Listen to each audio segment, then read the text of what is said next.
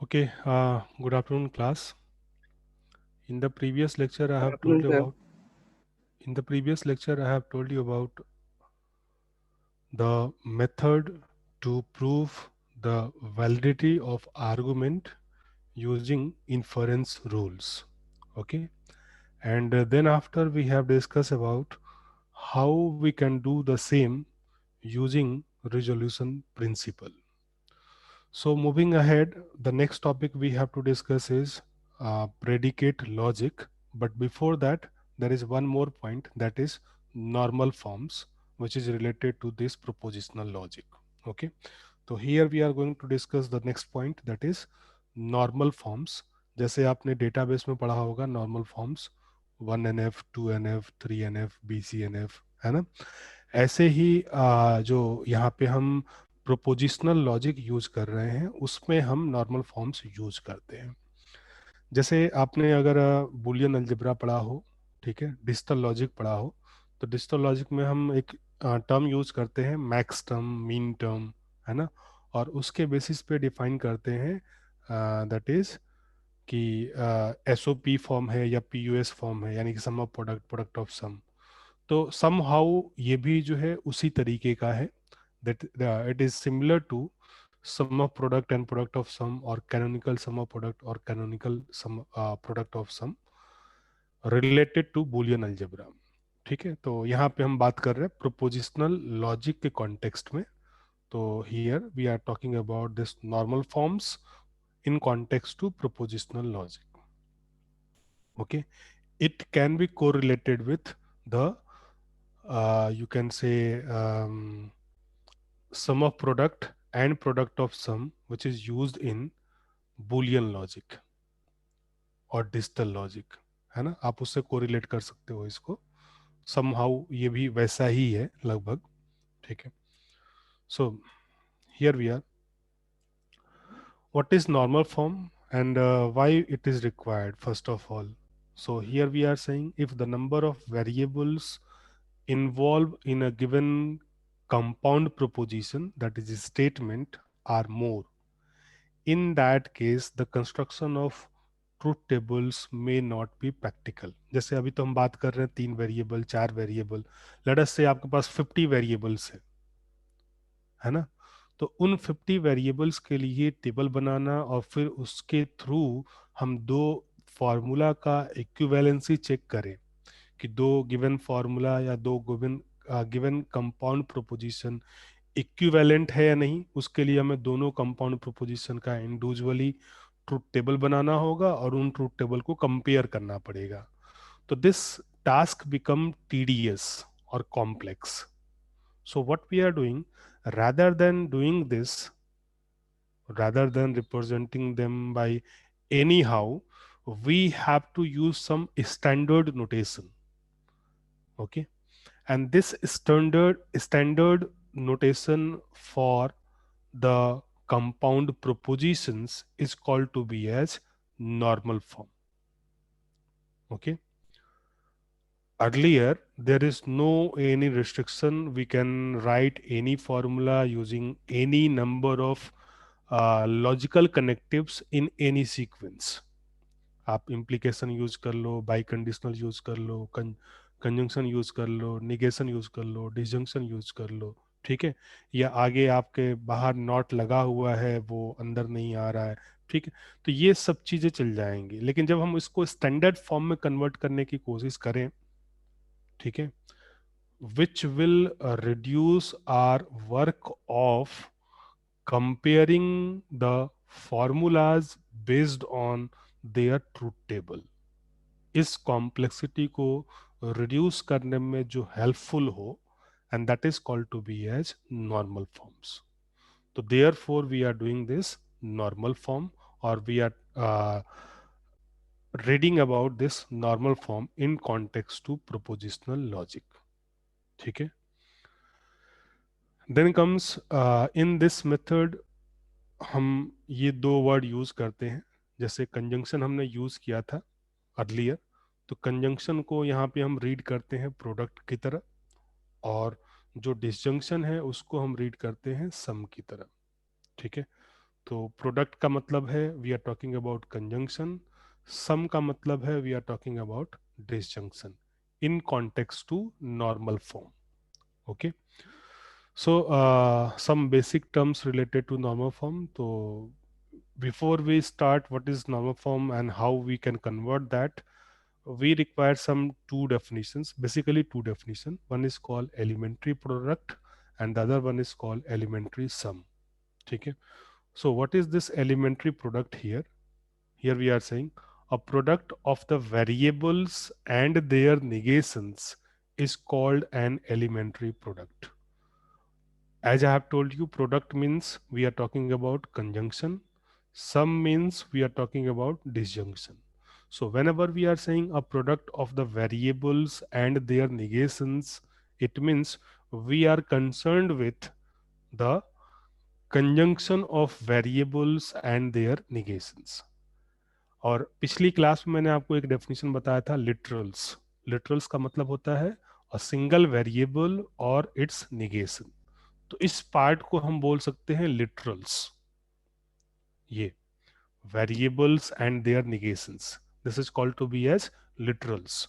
तो therefore elementary product is simply a product of literals. Okay.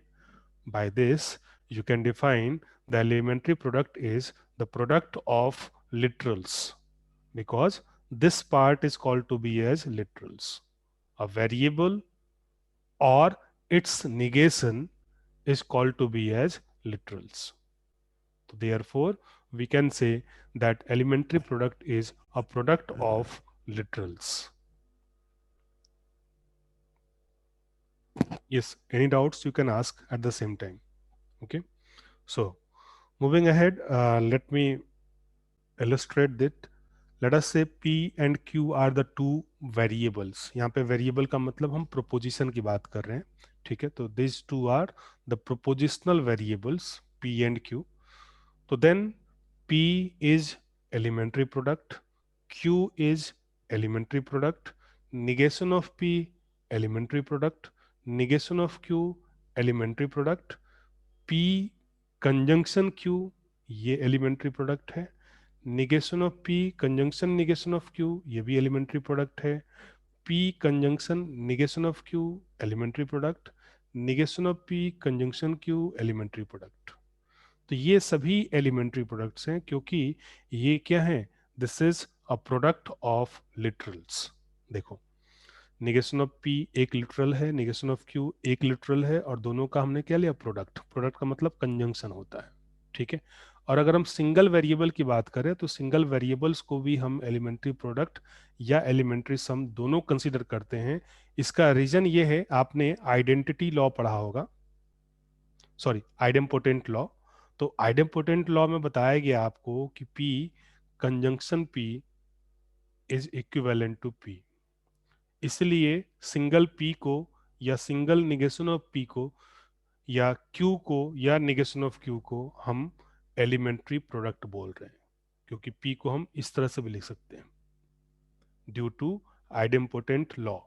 In the same way इसको हम elementary सम भी बोलेंगे क्योंकि P डिजंक्शन P जो होता है that is also equivalent to P. Okay. तो this is the reason we are saying for single variables. अगर एक से ज्यादा वेरिएबल है तब तो क्लियर है कि वहां पे प्रोडक्ट का साइन यूज हो रहा होगा, यानी कि कंजंक्शन यूज हो रहा होगा. ठीक है. लेकिन अगर सिंगल वेरिएबल है तो वो एलिमेंट्री प्रोडक्ट भी होता है और एलिमेंट्री सम भी होता है due to this idempotent law. Got that? So here we are saying a product of the literals is called to be as elementary product. Now, moving ahead, there is one more definition that is called elementary sum, जो मैंने अभी बताया आपको, and it is defined to be as a sum of the variables and their negations. ठीक है. तो variables and their negations is called to be as literals. तो therefore, a sum of literals is called to be as elementary sum. ठीक है. Likewise P Q, P disjunction Q, P disjunction negation of Q, negation of P disjunction negation of Q, and so on. तो this all are elementary sums. ये दो variable को involve करके है। अगर तीन वेरिएबल आपको इन्वॉल्व करना है तो P disjunction Q disjunction negation of R, P negation of P disjunction Q disjunction negation of R. तो ये सभी क्या है, एलिमेंट्री सम है। ठीक है। और पी और आर दो वेरिएबल लेना है फॉर एग्जांपल, तो P disjunction negation of R या negation of P disjunction R. ठीक है, तो ये सभी क्या है, एलिमेंट्री सम से, क्योंकि यहाँ पे हम डिसजंक्शन यूज कर रहे हैं। ठीक है। तो अगर किसी फॉर्मूला में केवल डिसजंक्शन यूज हो रहा है तो उसको हम एलिमेंट्री सम बोल रहे हैं, और अगर किसी फॉर्मूला में जो है केवल कंजंक्शन यूज हो रहा है तो उसको हम एलिमेंट्री प्रोडक्ट बोल रहे हैं, क्योंकि प्रोडक्ट का मतलब यहाँ पे कंजंक्शन से है और सम का मतलब यहाँ पे डिसजंक्शन से है। ठीक है। Now, using these two elementary points or using these two basic terms, that is elementary product and elementary sum, we can define normal forms. And these normal forms are of two type. One is called disjunctive normal form, and the other one is called conjunctive normal form. In short, DNF and CNF. So these are the two normal forms.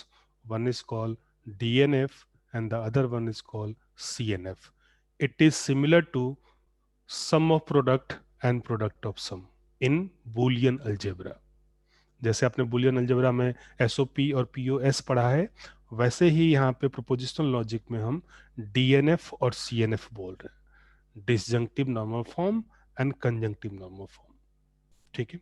So let me define this, what is this disjunctive normal form?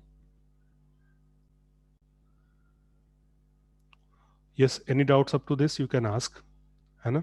So here, disjunctive normal form, here we are saying a statement which consists of a sum of elementary products of propositional variables.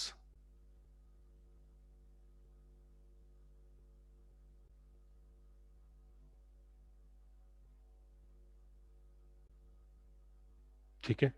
The main point is, here we are saying, क्योंकि यहाँ डिसजंक्टिव है, डिसजंक्टिव का मतलब सम हो गया, तो sum of elementary product. Elementary product क्या होते हैं?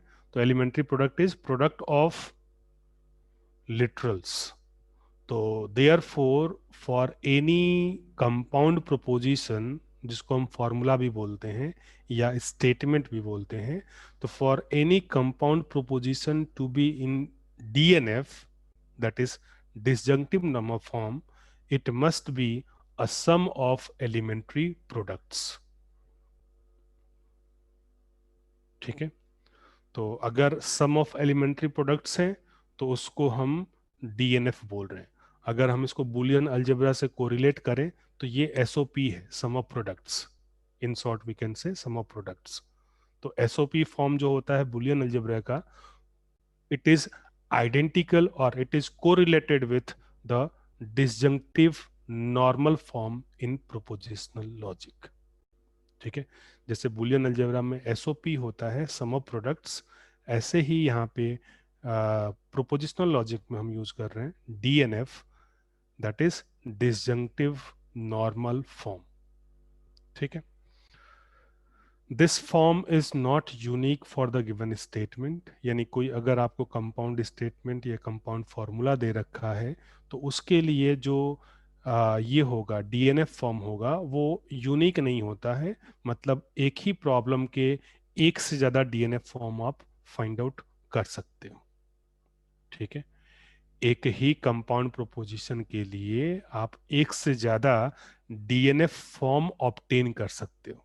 तो that's why we are saying that this form is not unique.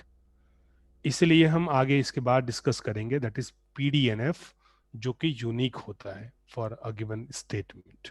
लेकिन जब हम डीएनएफ की बात कर रहे हैं तो ये यूनिक नहीं होता। Now what is the method to obtain DNF? तो अगर कोई फॉर्मूला यानी कि कंपाउंड प्रोपोजिशन दिया आपको, तो उसका हम डीएनएफ फॉर्म कैसे ऑब्टेन करेंगे? तो इसके लिए हम ये दो स्टेप यूज करते हैं। पहला स्टेप है replace implication and by implication by conjunction, disjunction and negation in the statement. यानी कि अगर आपके फॉर्मूला में कंपाउंड प्रोपोजिशन में इम्प्लीकेशन यूज हो रहा है या बाई कंडीशनल इम्प्लीकेशन यूज हो रहा है, तो आप इसको पहले इसके फॉर्म में कन्वर्ट कर लो, कंजंक्शन, डिसजंक्शन और निगेशन के फॉर्म में. फॉर एग्जाम्पल, अगर मान लो P इम्प्लाइज Q है, तो उसको आप कैसे कन्वर्ट करोगे? तो it will be written as negation of P disjunction Q. By this way, we can eliminate any kind of implication or biconditional logical connectives by equivalent conjunction, disjunction और negations. तो this is your step one. पहला काम हम ये करना है कि जो implications है या biconditionals हैं उसको eliminate करना है. The second step is to manipulate to get an equivalent form which is the sum of elementary products. And this will be, यहाँ पे जो manipulate लिखा है, manipulate का मतलब we have to apply here basically distributive law. क्यों? क्योंकि हमें क्या चाहिए? तो we need disjunction of elementary products. ठीक है. और disjunction of elementary product obtain करने का तरीका यही होगा कि हम उस पर डिस्ट्रीब्यूटिव लॉ अप्लाई करें. ठीक है. और ये डिस्ट्रीब्यूटिव लॉ हमें तब तक अप्लाई करना है जब तक हमें रिक्वायर्ड फॉर्मेट नहीं मिल जाता, यानी कि जब तक हमें sum of elementary products form में वो फॉर्मूला ऑब्टेन नहीं कर लेते. ठीक है. तो this is a step two. Now, so how these steps are being utilized, that can be demonstrated with one example. Let us say this is the problem statement. We have to obtain DNF of the formula P implies Q conjunction negation of Q. ठीक है. तो ये DNF form में नहीं है because it is not disjunction of elementary products. ठीक है. तो इसको डीएनएफ में कन्वर्ट करने के लिए, जैसा मैंने बताया आपको, पहला टास्क होता है हमारा कि जो इम्प्लीकेशन है या बाई कंडीशनल है उसको एलिमिनेट करें. तो कैसे करेंगे हम? यहाँ से हमने इम्प्लीकेशन को हटाया, तो ये हो गया negation of P disjunction Q और कंजंक्शन निगेशन ऑफ क्यू. ठीक है. अब अगर हमें जो है इसका सीएनएफ ऑब्टेन करना होता, अगर हमें इसका CNF ऑब्टेन करना होता तो हम यहाँ पे स्टॉप कर लेते. क्यों? Because this is conjunction of elementary sum. क्योंकि ये एक एलिमेंट्री सम है. Okay, before that look at this. देखो, आपको ध्यान होगा, तो ये एक एलिमेंट्री सम है. एलिमेंट्री सम इसलिए है क्योंकि this is sum of literals, है ना. सम मतलब डिसजंक्शन. तो this is disjunction of literal, यानी कि sum of literals, and that's why this is elementary sum. और सिंगल वेरिएबल एलिमेंट्री सम भी होता है, एलिमेंट्री प्रोडक्ट भी होता है. तो ये दो एलिमेंट्री सम का क्या है? प्रोडक्ट है. प्रोडक्ट का मतलब कंजंक्शन. तो what is this? This is CNF form, conjunctive normal form. तो अगर आपसे CNF पूछा जाता तो आप यहाँ पे स्टॉप कर सकते थे. But we are interested in obtaining DNF, that is disjunctive normal form, which is disjunction of elementary product. हमें elementary sum नहीं चाहिए, हमें क्या चाहिए? elementary product. तो ये कैसे मिलेगा? तो ये मिलेगा आपको डिस्ट्रीब्यूटिव लॉ लगाने से, क्योंकि यहाँ पे डिसजंक्शन है और यहाँ पे कंजंक्शन है. तो अगर हम इसको डिस्ट्रीब्यूट कर दें, इस डिसजंक्शन को इस कंजंक्शन पे डिस्ट्रीब्यूट कर दें, तो you will get negation of P, conjunction negation of Q, disjunction Q, conjunction negation of Q. तो this is by distributive law. अब यहां देखो आप, ये जो है, ये जो पहला पार्ट है, this is what? Elementary product, क्योंकि ये प्रोडक्ट ऑफ लिटरल्स है. ऐसे ही this is what? This is again a elementary product because this is a product of literals. ठीक है. तो ये क्या हो गया? It is sum of elementary products, यानी कि डिसजंक्शन ऑफ एलिमेंट्री प्रोडक्ट्स. और इसी को हम क्या बोलते हैं? DNF. तो any given compound formula or statement to be in DNF form, we have to obtain what? So we have to obtain sum of elementary products, और ये है sum of elementary products. तो therefore we will stop here. This is your answer. तो इस formula के लिए DNF form ये हो गया.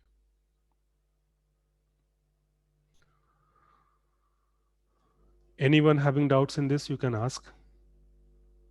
डीएनएफ का मतलब है sum of SUM, sum of elementary products. Elementary product का मतलब है that is product of literals, और प्रोडक्ट का मतलब होता है कंजंक्शन, सम का मतलब होता है डिसजंक्शन. तो that's why we are interested in disjunction of conjunctions. तो ये कंजंक्शन है, ये कंजंक्शन है, और वो दोनों कंजंक्शन का हमने डिसजंक्शन लिया हुआ. तो that's why this is in DNF. Any doubts, any one of you? We are not interested in finding out its truth value. हमें इसको सिंप्लीफाई करके इसकी ट्रूथ वैल्यू नहीं फाइंड आउट करनी है. हमें केवल फॉर्मेट चेंज करना है कि वो नॉर्मल फॉर्म में आ जाए. ठीक है. तो अभी हम बात कर रहे हैं DNF की, डिसजंक्टिव नॉर्मल फॉर्म की. तो अगर कोई फॉर्मूला यानी कि कंपाउंड प्रोपोजिशन आपको दिया है और उसका हमें DNF ऑब्टेन करना है, तो मैंने आपको बताया कि हम 2 स्टेप यूज करेंगे.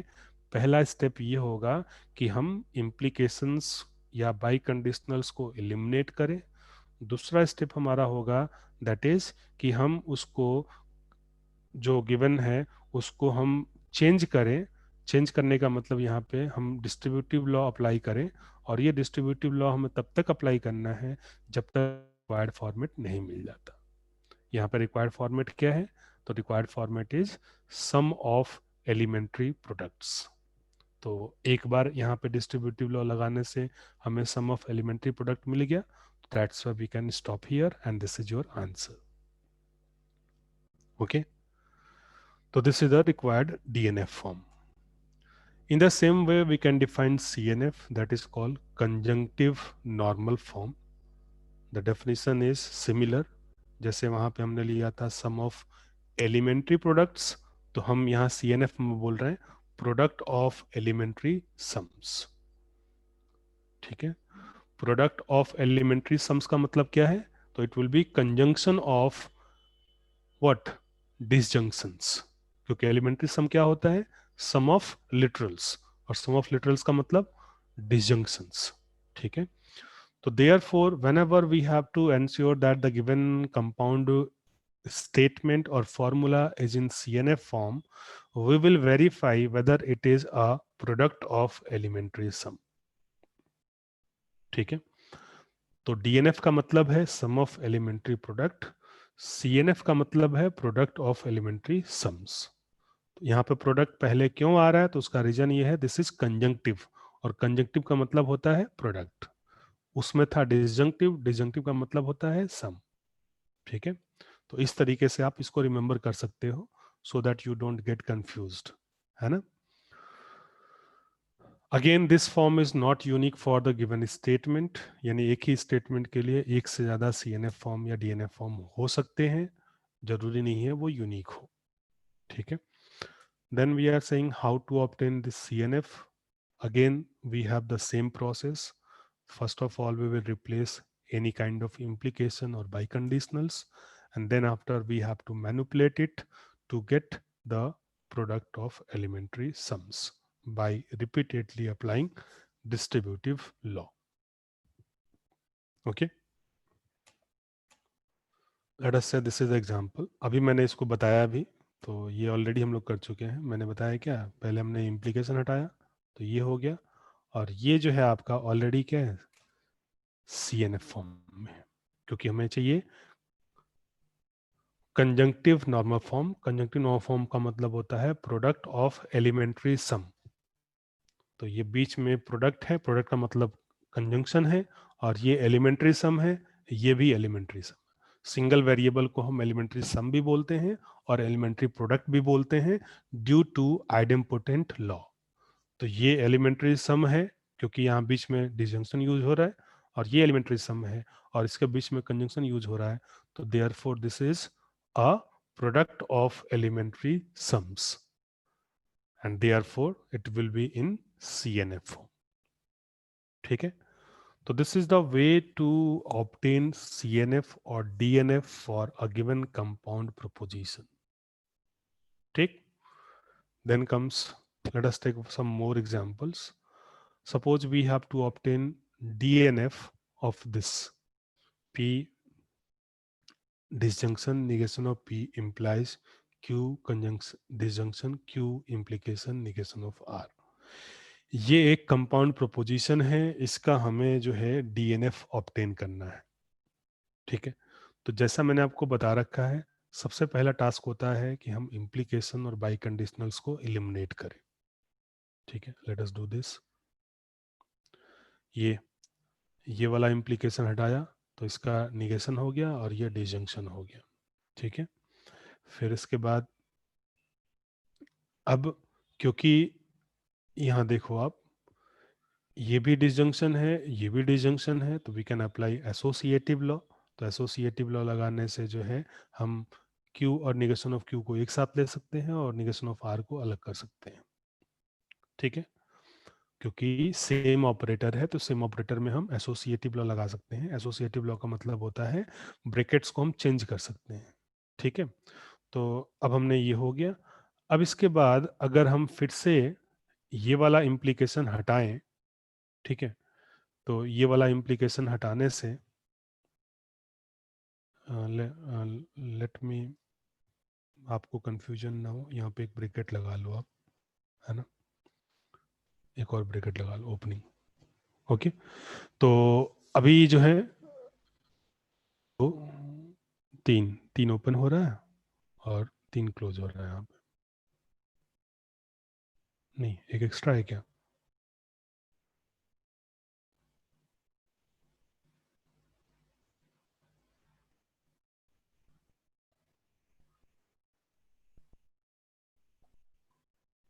हाँ, फिर ये इसकी जरूरत नहीं होगी, ये एक एक्स्ट्रा दे रखा है आपको. और यहाँ पे दो ब्रैकेट है, एक हमने अंदर और इस पूरे का हमने एक बाहर ले लिया. ठीक है, तो Q disjunction negation of Q को एक साथ कर लिया, निगेशन ऑफ R को अलग कर लिया. फिर जब हम ये इम्प्लीकेशन हटाएंगे तो क्या होगा, इसका हम निगेशन करेंगे, तो इसका निगेशन किया तो P मिल गया, और फिर डिजंक्शन के साथ ये पूरा, तो सब में जो है डिजंक्शन ही यूज हो रहा है, तो that's why nothing will be changed. Now this is in DNF form. DNF इसलिए है क्योंकि ये डिसजंक्शन ऑफ, ठीक है, डिसजंक्शन ऑफ एलिमेंट्री प्रोडक्ट्स है, क्योंकि सिंगल वेरिएबल को हम एलिमेंट्री प्रोडक्ट मानते हैं, तो that's why this is in DNF form. क्योंकि बीच में ये डिसजंक्शन है, ये डिसजंक्शन है, ये डिसजंक्शन है, ये डिसजंक्शन है, ये डिसजंक्शन है, तो हमें क्या चाहिए, सम ऑफ एलिमेंट्री प्रोडक्ट्स. तो ये सम है, और P Q negation of Q negation of R, ये सभी क्या है, एलिमेंट्री प्रोडक्ट्स है, क्योंकि सिंगल वेरिएबल को हम एलिमेंट्री प्रोडक्ट भी मानते हैं और एलिमेंट्री सम भी मानते हैं. ठीक है, तो हम यहीं पे छोड़ देंगे. There is no need to simplify, हमें सिंप्लीफिकेशन के लिए नहीं बोला जा रहा है, we just have to convert the format. ठीक है, तो therefore we can stop here.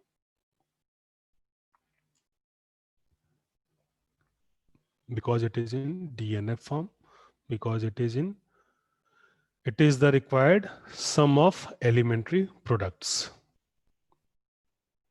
Got this?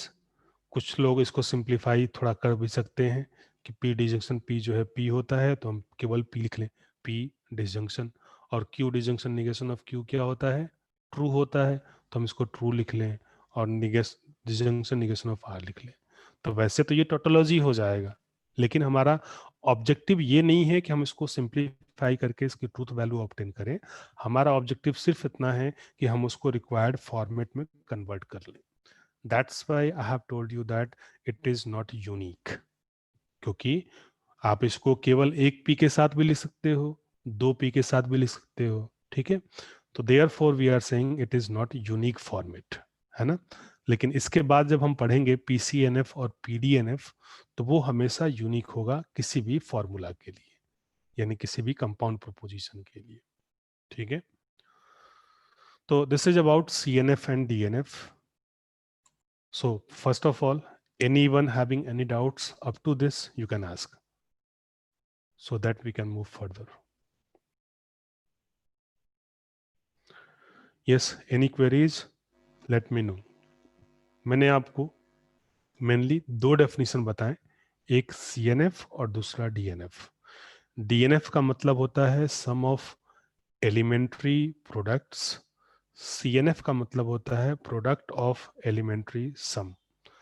इसमें कंफ्यूजन ना हो तो इसके लिए आप ये याद रख सकते हो, डिसजंक्शन का मतलब होता है सम, कंजंक्शन का मतलब होता है प्रोडक्ट, ठीक है। तो जब भी DNF बोला जाए, DNF मतलब डिसजंक्टिव नॉर्मल फॉर्म, और डिसजंक्शन का मतलब क्या बताया मैंने आपको, सम. तो that's why we are concerned with sum of elementary products.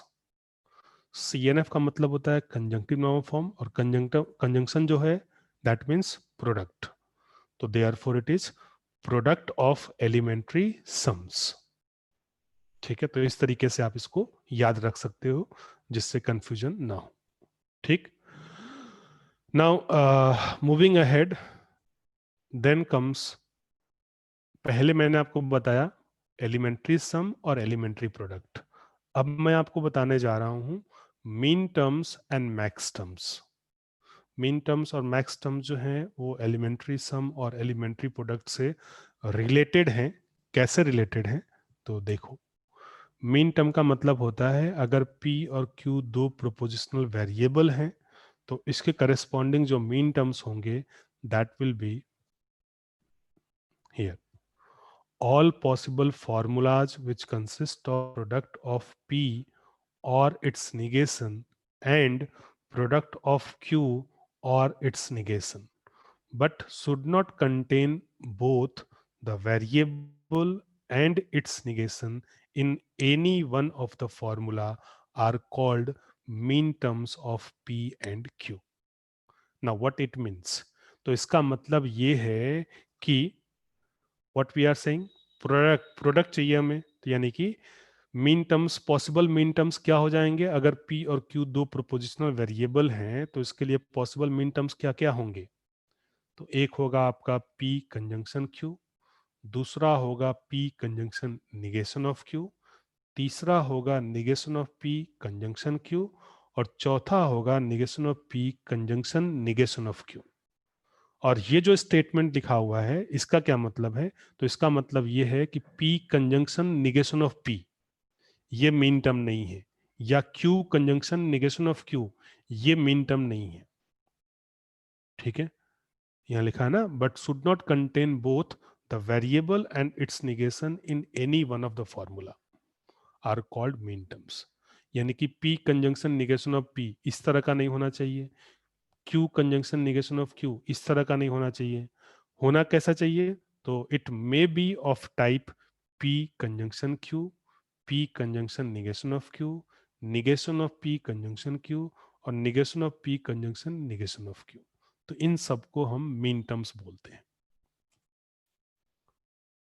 तो अगर हमारे पास दो वेरिएबल हैं तो 2 to power 2 चार मीन टर्म्स होंगे, जो मैंने अभी बताया आपको, P conjunction Q, P conjunction negation of Q, negation of P conjunction Q, और negation of P conjunction negation of Q.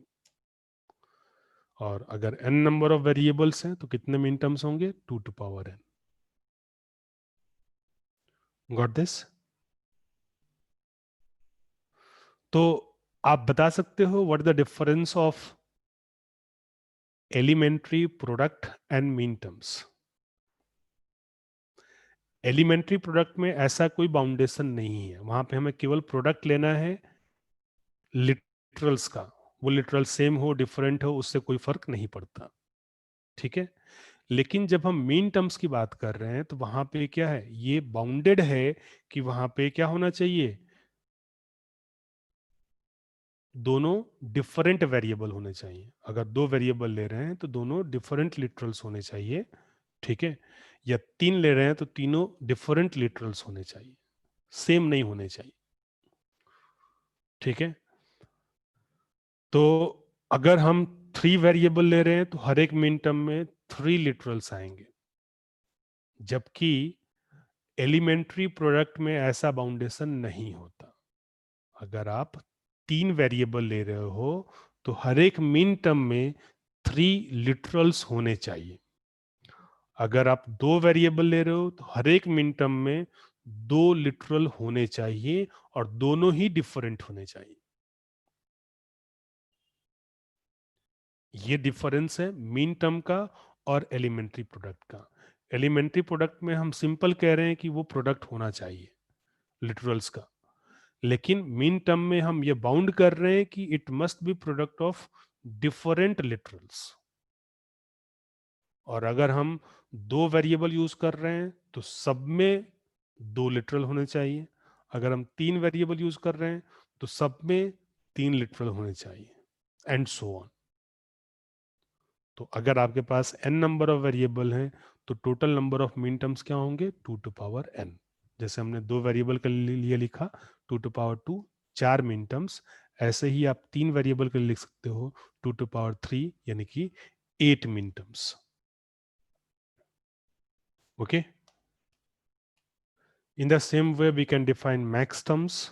तो जैसे एलिमेंट्री सम होता है ऐसे ही मैक्स टर्म है।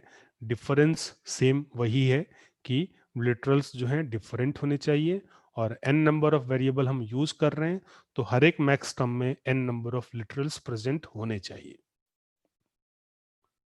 The same definition, all possible formulas which consist of sum of p or its negation and sum of q or its negation, but should not contain both the variable and its negation in any one of the formula, are called to be as max terms of p and q.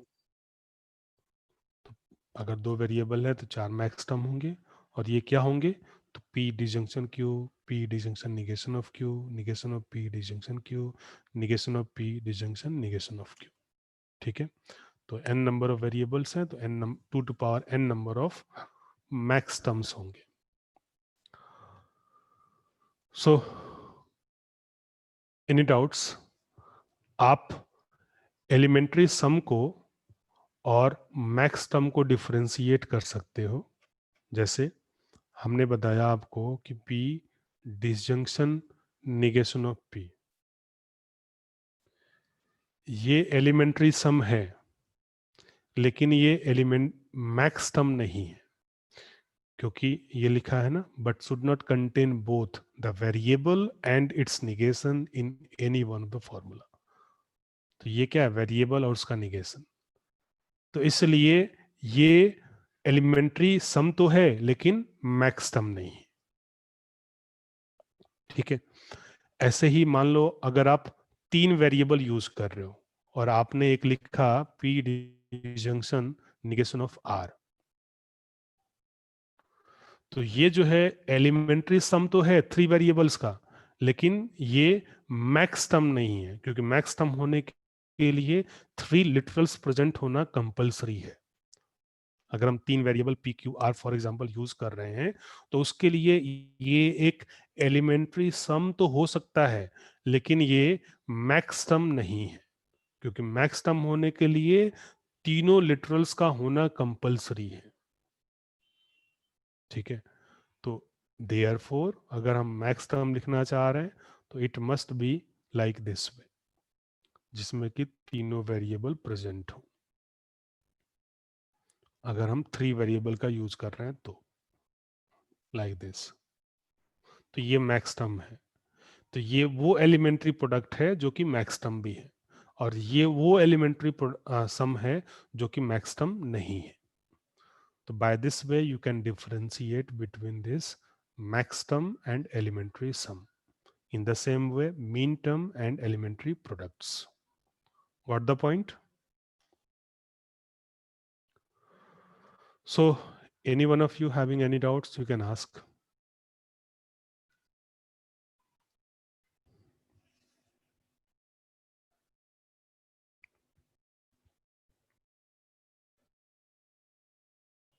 Tell me, any queries up to this point?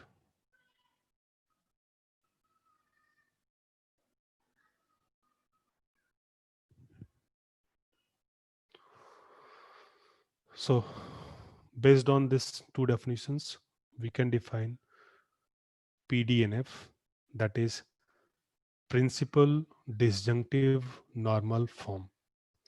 अभी हमने पढ़ा DNF.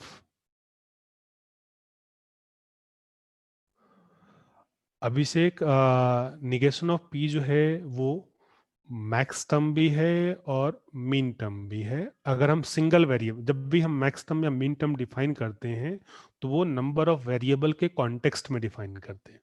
अगर हम single variable के लिए बात कर रहे हैं तो निगेशन ऑफ पी जो है वो मैक्स टर्म भी है, मीन टर्म भी है. लेकिन अगर हम फॉर एग्जाम्पल हम दो वेरिएबल के लिए बोल रहे हैं, पी और क्यू, तो ये मैक्स टर्म या मीन टर्म नहीं है. ठीक है, तो this is the difference. Okay, जब भी हम मैक्स टर्म या मीन टर्म डिफाइन कर रहे हैं तो वहां पे ये मैंडेटरी होता है कि for what variables we are talking about. ठीक है, तो अगर हम सिंगल वेरिएबल के लिए बात कर रहे हैं तब तो ये मैक्स टर्म भी है, मीन टर्म भी है, एलिमेंट्री सम भी है, एलिमेंट्री प्रोडक्ट भी है. लेकिन अगर हम दो वेरिएबल पी और क्यू के लिए बात कर रहे हैं तो ये एलिमेंट्री सम है, एलिमेंट्री प्रोडक्ट है, लेकिन न तो मैक्स टर्म है और न ही मीन टर्म है. Got the difference? Okay. So, moving ahead, there is one definition that is called principal disjunctive normal form. आपको याद होगा जब हमने DNF बताया था, DNF क्या था? DNF को हम क्या बोलते हैं? Sum of, no, let me write. Sum of product.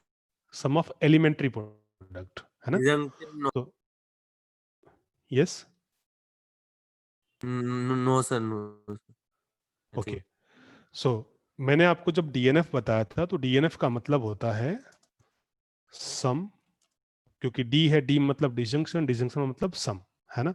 तो sum of elementary products, that is called elementary products, that is called DNF form. अब अगर हम इसी डेफिनेशन को थोड़ा सा मॉडिफाई कर दें, मॉडिफिकेशन क्या है? तो वो ये है, here we are saying sum of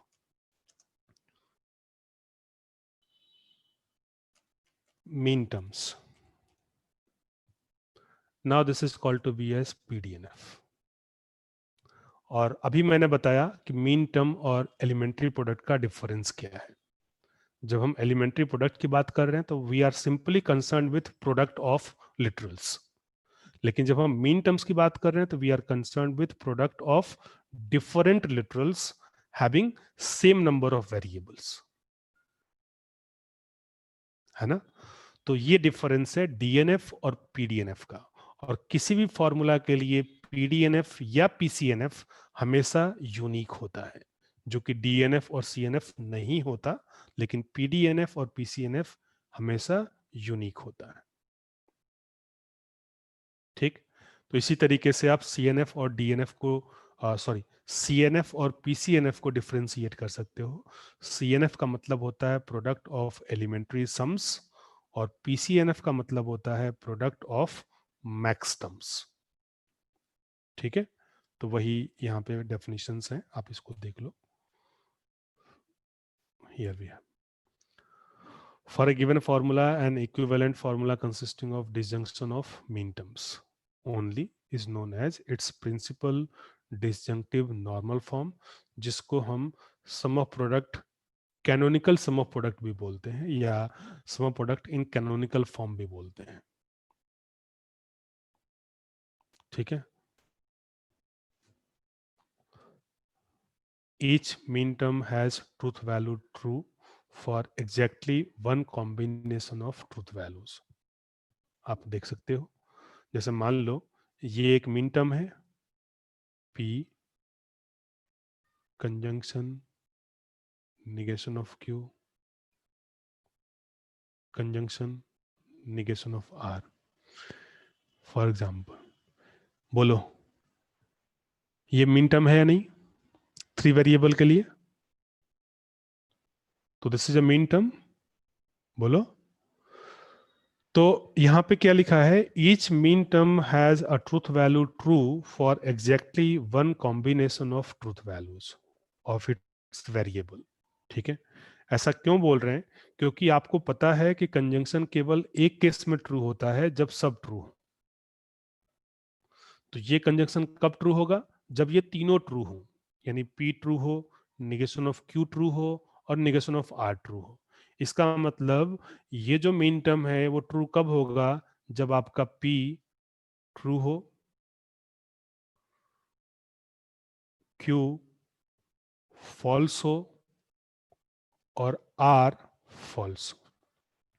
इसके अलावा किसी और वैल्यू के लिए कभी भी ये मीन टर्म ट्रू नहीं होगा। अब चेक कर लो।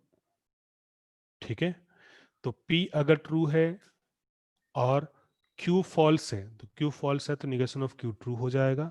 R फॉल्स है तो निगेशन ऑफ R ट्रू हो जाएगा। तो true conjunction true conjunction true, ये ट्रू होता है, क्योंकि कंजंक्शन केवल एक केस में ट्रू होता है, जब सब ट्रू हो। Okay, so that's why here we are saying that each mean term has a truth value t for exactly one combination of truth values of its variable. Got the point?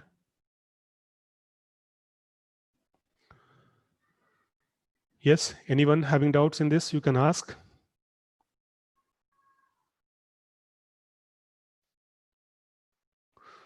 आप कोई सा भी, नहीं, tautology क्यों बन जाएगी? Tautology तो आप एक फॉर्मूला के लिए बोलते हो ना, मैं तो एक पर्टिकुलर मीन टर्म की बात कर रहा हूँ, है ना? तो we are not talking about tautology. हम केवल इतना बोल रहे हैं कि ये जो मीन टर्म है, इसकी ट्रूथ वैल्यू ट्रू केवल एक केस में होगी, जब P ट्रू हो, Q फॉल्स हो, R फॉल्स हो। इसके अलावा किसी और कॉम्बिनेशन में ये ट्रू नहीं होगा। ठीक है, टोटोलॉजी तो तब होता है ना जब हम irrespective of the variable's truth value, the formula is always true. Okay, tautology का मतलब ये होता है कि जो वेरिएबल्स हैं उसकी ट्रूथ वैल्यू कुछ भी हो, जो रिजल्टेंट फॉर्मूला है उसका ट्रूथ वैल्यू हमेशा ट्रू रहेगा, तब तो टोटोलॉजी बोलते हैं। यहां पे तो ट्रू केवल एक केस में हो रहा है, जब P ट्रू है, Q फॉल्स है और R फॉल्स। बाकी सभी ट्रूथ वैल्यूज के लिए, P Q R के बाकी सभी ट्रूथ वैल्यूज के लिए ये ट्रू नहीं होगा। ये जो मेन टर्म है उसकी ट्रूथ वैल्यू T नहीं होगी। तो that's why this is not a tautology. Okay, so this is the meaning of this line. Now next we are saying a formula which is tautology will have all min terms, जो मैंने अभी बताया आपको। क्योंकि क्या है कि एक min term एक कॉम्बिनेशन ऑफ वैल्यूज के लिए ट्रू होता है। तो नंबर ऑफ वेरिएबल्स के लिए हम जितने min terms लिखेंगे, अगर हम सभी को कंसीडर कर लें तो वो एक टोटोलॉजी हो जाएगा। ठीक है, तो अगर कोई फॉर्मूला है जो कि टोटोलॉजी है, तो उसके लिए जब हम मीन टर्म लिखेंगे उसमें क्या होगा? सभी मीन टर्म्स आ जाएंगे, क्योंकि एक ट्रू वैल्यू के लिए हम एक मीन टर्म लिख रहे हैं, तो हर एक ट्रू वैल्यू के लिए आप जितने मीन टर्म्स होंगे पॉसिबल वो सब लिख जाएंगे। तो that's why we are saying that whenever a formula is a tautology, it will have all the min terms. क्योंकि अगर कोई फॉर्मूला टोटोलॉजी है तो सभी केसेस में ट्रू होगा, और एक ट्रू वैल्यू के लिए एक मीन टर्म है तो सभी ट्रू वैल्यू के लिए सारे मीन टर्म आ जाएंगे। ओके, तो this is the meaning of that. So here we are stopping, we will continue this in the next class. Thank you all. Thank you, sir.